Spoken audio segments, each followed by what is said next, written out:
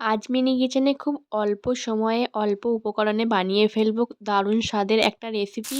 সেটা কি বলো তো? তোমরা দেখেই হয়তো বুঝতে পেরে গেছো। সেটা হচ্ছে যে দুধ সেমাই রেসিপি।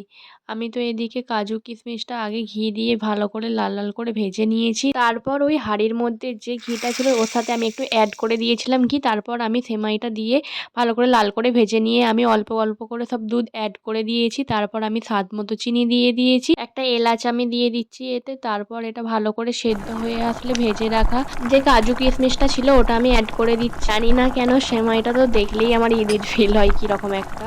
আর এই সেমাইটাতে সবই পারফেক্ট হয়েছিল, মিষ্টিটাও ঠিকঠাক হয়েছিল।